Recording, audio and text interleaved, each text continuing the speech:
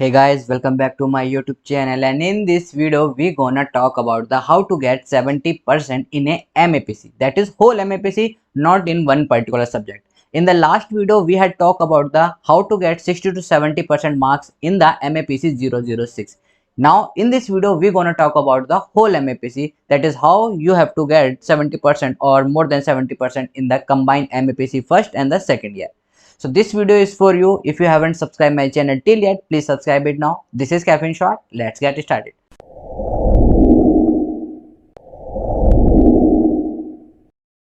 आपने ये चीजें कॉमन टर्म सुन रखी होंगी कि right what ever you can in the exam sheet. IGNOU वालों को कुछ पता नहीं होता है, जो मर्जी आए आप अपनी मार्कशीट में लिखिए, जितना मर्जी हो सके उतने पेपर भरिए। और इग्नू फैकल्टी के पास नॉलेज नहीं है, they will just check your pages कि आपने कितने पेजेस भरे हैं और आपको मार्क्स मिल जाएंगे। क्या ये सब मिथ है या फिर क्या ये सच्चाई है, आइए जानते हैं। सो गाइज यहाँ पर हम बात करेंगे कि 70% से ज़्यादा कैसे लाने हैं। ये आपको 3 पॉइंट आपको बहुत ही फेमसली मिलेंगे, हर कोई आपसे कहता हुआ मिलेगा इन 3 पॉइंट्स के बारे में। लेकिन क्या मेरा पर्सनल एक्सपीरियंस है, कैसे मैंने 70% और अबव लाया MAPC में, उसके बारे में हम यहाँ पर बात करेंगे। सबसे पहले गाइस मैं अपने बारे में बता देता हूँ। मेरा बैकग्राउंड जो था वो मेरा बैकग्राउंड था मैथ्स, राइट। सो मेरे मैथ बैकग्राउंड से मेरे को सिर्फ और सिर्फ एक सब्जेक्ट आता था आपका 006। उसके अलावा मेरे को 5 सब्जेक्ट जो थे बिल्कुल नहीं पता थे। वो पांचों के पांचों सब्जेक्ट्स क्या हैं, आपके 8 साइड्स हैं, जबकि मैथ्स वालों को आदत नहीं होती लिखने के लिए। मैथ्स वालों को आदत होती है सिर्फ क्वेश्चन सॉल्व करने के लिए। उनको डेफिनेशन को एक्सप्लेन करना, उसके बाद एग्जाम्पल देना, ये बिल्कुल भी नहीं पता होता है कैसे करते हैं, कैसे इसको इलेबोरेट करना है। हमें सिर्फ और सिर्फ क्वेश्चन सॉल्व करना आता है। तो फिर मैंने कैसे 70% से अबव लाया आपके MAPC में। तो सबसे पहला पॉइंट जो मैंने यहाँ पर अपनी पर्सनल एक्सपीरियंस से गैदर करा है कि right your answer in your language. Now guys, जब मैं आपसे कह रहा हूँ right your answer in your own language, on language का मतलब क्या है, इसको थोड़ा एलाबरेट करते हैं। देखिए, कभी भी आप आंसर लिखते हैं उसमें आपके 2 पार्ट्स होते हैं। एक आपका पार्ट होता है कोर पार्ट, उस कोर पार्ट के बाद उसको एक्सप्लेन करना सबसे ज्यादा इंपॉर्टेंट होता है। नाउ सपोज करिए आपसे कोई भी CBT के बारे में पूछ रहा है या भी कोई किसी थ्योरी के बारे में पूछ रहा है। नाउ आपने क्या करा है, आपको वो चीज पता नहीं है या फिर आपको वो चीज पता है और आपने उसे एक्सप्लेन बहुत अच्छा करा है, लेकिन आप उसका जो कोर पार्ट है वो मिस कर गए हैं। तो गाइज मेरी आपको बहुत बड़ी रिक्वेस्ट है कि कभी भी एक्सप्लेनेशन पार्ट पे कभी फोकस मत करिए, हमेशा कोर पार्ट पे फोकस करिए। अगर आपको कोर पार्ट पता है उसके बाद आप उसे एक्सप्लेन कर सकते हैं। कैसे एक्सप्लेन कर सकते हैं, इसका एग्जांपल दीजिए, इसे एलैबोरेट करिए, इसे लोकल लैंग्वेज में सबसे ज़्यादा अगर मैं कहूँगा ले टर्म में समझाइए, यानी कि कॉमन मैन की टर्म में समझाइए, and you will get your answer और you will get more marks than anyone. अगर आपने कोर पार्ट को बहुत अच्छी तरीके से लिख रखा है, बिलीव मी गाइस, चाहे आपने एक्सप्लेनेशन इतनी बड़ी नहीं लिख रखी हो, फिर भी you will get the marks, because जो आपका कोर पॉइंट है, जो आपका कोर पार्ट है, उसको आपने लिख रखा है। तो अपने आंसर में हमेशा अपनी लैंग्वेज में लिखिए, अपनी लैंग्वेज में कोर पार्ट को एक्सप्लेन करने की कोशिश करिए।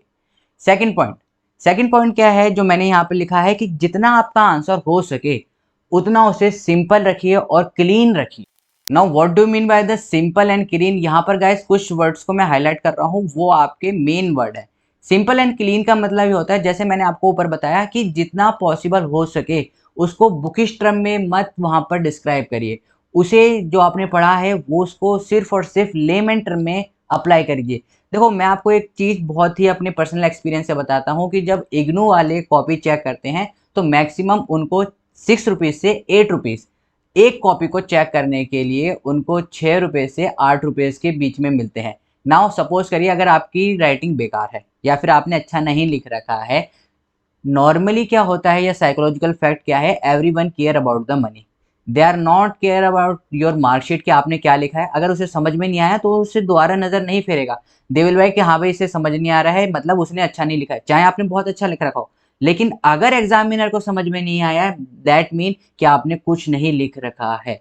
व्हाट दे केयर अबाउट कि हम कितने से कितने जल्दी ज्यादा कॉपी चेक करें, so that we can make a huge amount of money in one day.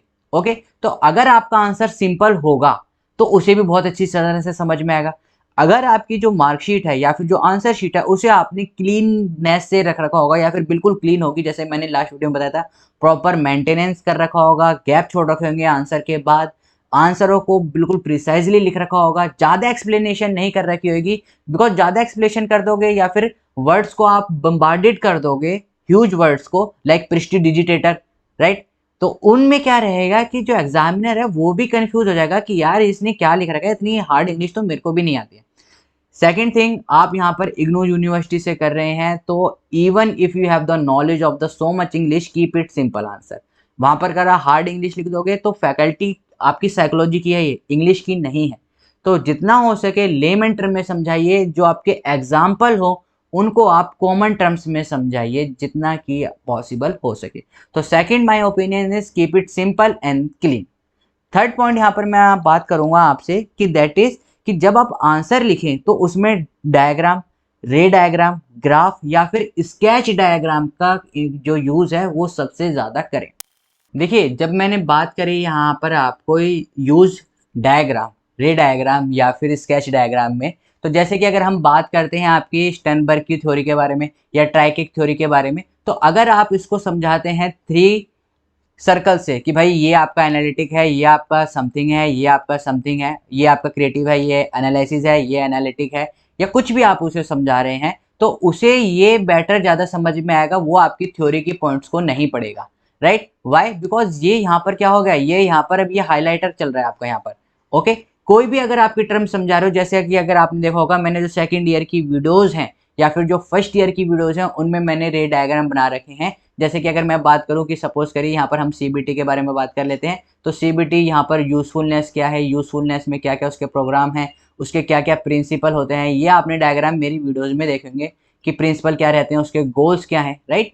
ये आपका क्या होता है, ये आपके रे डायग्राम होते हैं। तो जब आप ये चीज़ बनाते हो, इसमें आपको देखो यहाँ पर आप लिखोगे कि दैट थ्योरी में जब आप लिखोगे तो यहाँ पर आप लिखोगे कि सीबीटी के प्रिंसिपल ये होते हैं, राइट। जब आप राइट करते हो तो वो वहाँ पर इलेबोरेशन हो जाती है, वहाँ पर उन लोगों के पास इतना टाइम नहीं होता है, तो वो क्या देखते हैं, अगर आपने डायग्राम सही बना रखा है, जैसे ही आपने डायग्राम बना रखा होता है, आप 80% बच्चों को क्रॉस कर जाते हैं, बिकॉज हर बच्चा डायग्राम नहीं बना के आएगा वहाँ पर। हर बच्चा क्या करेगा, ग्राफ में लिखेगा, ग्राफ मतलब पैराग्राफ में लिखता चलेगा। वहीं पर ही आप पैराग्राफ में नहीं लिख रहे हो, इस बच्चे ने पैराग्राफ में सपोज करिए 1000 वर्ड्स लिख दिए, राइट, लेकिन आपने क्या करा, आपने रे डायग्राम बनाया है। दूसरा, आपने पॉइंट्स में आंसर लिखे हैं। हमेशा याद रखना गाइस, जब भी आंसर लिखें कभी भी पैराग्राफ में आंसर ना लिखें, हमेशा पॉइंट्स में आंसर लिखें, like this is your first point, second point, this is third point, okay.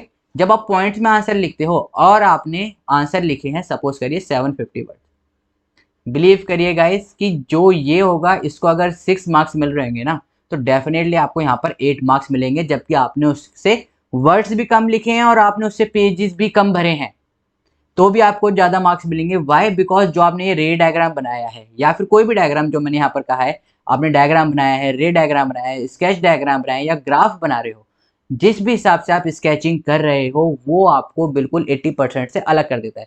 वहां पर आपको नई चीज देखने को मिलेगी एग्जामिनर को कि हाँ भाई इस बच्चे ने डायग्राम बनाया है, दैट मीन ही और शी कंसिस्ट नॉलेज, ही और she consist lots of confidence that he has the time to make the diagram, okay. तो डायग्राम बना के आप अपने अगर आंसर को इलेबोरेट करते हो, बेस्ट थिंग क्या है, यहाँ पर आपको सपोज करिए 15 मिनट लग रहे हैं अगर 1000 वर्ड लिखने में, तो अगर 750 वर्ड आप 10 मिनट में लिख रहे हो तो आप टाइम भी अपना सेव कर रहे हो, प्लस आपको मार्क्स भी ज़्यादा मिलेंगे। This is my own experience, okay.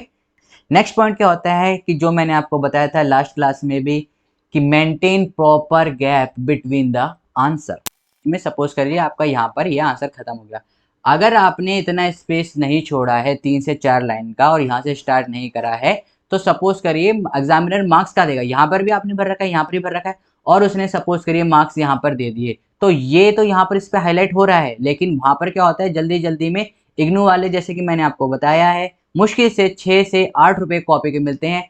अगर ये बाई चांस नंबर छूट गया या मार्क्स कैलकुलेट होने में छूट गया, तो वो इतनी कोशिश नहीं करेंगे कि दोबारा जाएं और इस नंबर को देखें, रीटैली करें। तो ऑब्वियस क्या रीजन है कि अगर आप यहाँ पर आंसर लिखने के बाद इतना गैप छोड़ते हैं, तो यहाँ पर अगर उसे कुछ रिमार्क्स लिखना है, यहाँ पर उसे मार्क्स देने हैं, तो ये स्पेस यहाँ पर काम आएगा और खाली स्पेस में जब वो मार्क्स मिलेंगे तो वो ईजिली दिख जाएंगे। नाउ सबसे इंपॉर्टेंट पॉइंट यहाँ पर मैं बताता हूँ कि अगर आपका कितने मार्क्स का पेपर है और कितने पेजेस आपको भरने होते हैं फॉर एन एवरेज।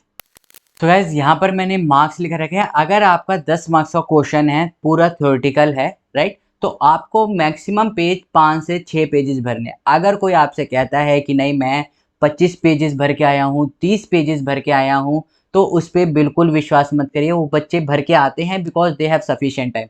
मैं आपको अपने पर्सनल एक्सपीरियंस से बता रहा हूँ। मैंने देखा था कि जो मेरे अलावा बच्चे थे वो अराउंड 25 पेजेस भर के आ रहे हैं, कुछ 30 पेजेस भर के आ रहे हैं।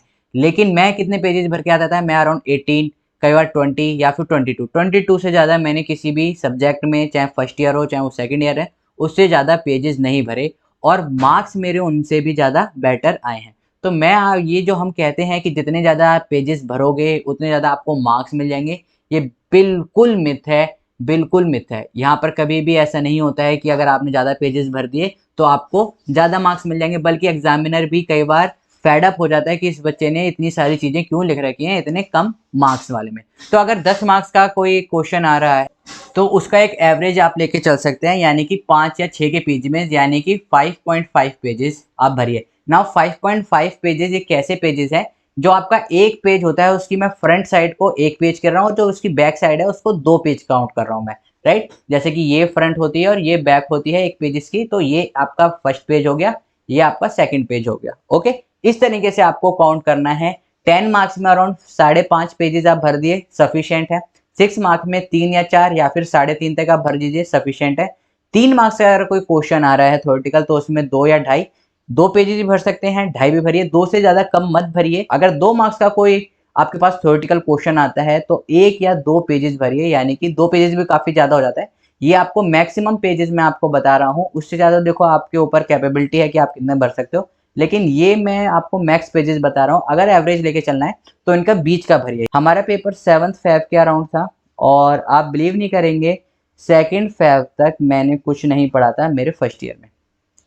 इवन जब मेरा रिजल्ट आया तब मेरे को खुद विश्वास नहीं आया कि how can I get more than 70% in the whole MAPC first year.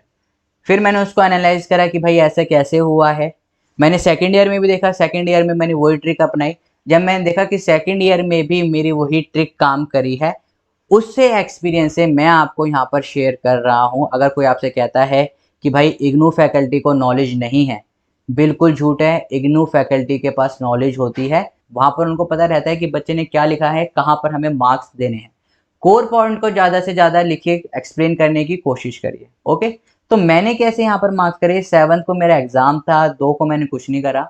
2 फरवरी तक मेरे को कुछ नहीं पता था, इवन मेरे पे बुक नहीं थी। फिर मैंने ऑनलाइन ऐप डाउनलोड करा, वहाँ से कुछ पढ़ता कुछ नहीं पढ़ता, इतना कुछ समझ में नहीं आ रहा था। मैंने क्या करा, मैंने आपके प्रीवियस ईयर के क्वेश्चंस उठाए, जैसे कि मैंने स्टैट्स में करा था। मैंने प्रीवियस ईयर के क्वेश्चन उठाए, जो क्वेश्चन बार बार आ रखे थे उनको पढ़ा। पढ़ने के साथ साथ मैंने क्या करा, चूंकि इतना टाइम था नहीं, देखो 5 दिन में मैं आपको बिल्कुल अपना एक्सपीरियंस बता रहा हूँ। कोई कहेगा कि 5 दिन में कैसे आ सकते हैं, लेकिन मैंने सिर्फ और सिर्फ मुश्किल से 5 दिन पढ़ा है। मैंने क्या करा, मैंने उनका रे डायग्राम ही बनाया, जैसे कि मैं आपको अपनी वीडियो में बना के दिखाता हूँ। रे डायग्राम से मेरे को याद करने में भी बहुत ईजिली रहा, लिखने में भी इजीली लगा और याद भी रहा। प्लस जो एग्जामिनर चेक कर रहा था, आई थिंक उसे लगा होगा कि इस बच्चे ने सबसे अलग कुछ काम कर रखा है, इसलिए मेरे को उन्होंने मार्क्स दिए। तो मैं भी आपको यही बताऊंगा, ये जो सारी चीजें हैं गाइज, अगर आप इन्हें फॉलो करते हैं तो मेरी मानिए आपके 70% से कम बिल्कुल नहीं आने। अगर आ भी गए तो 65 से कम नहीं जाएंगे। वो भी मैंने सिर्फ मुश्किल से 10 या 15 दिन पढ़ के, चाहे वो फर्स्ट ईयर हो चाहे सेकेंड ईयर हो। फर्स्ट ईयर में तो मैंने आपको बताया 5 दिन पहले, सेकेंड ईयर था तो मैंने थोड़ा एफर्ट डाले थे। मैंने 15 या 20 दिन पहले पढ़ना स्टार्ट करा था, जब हमारी एग्जाम डेट आ गई थी।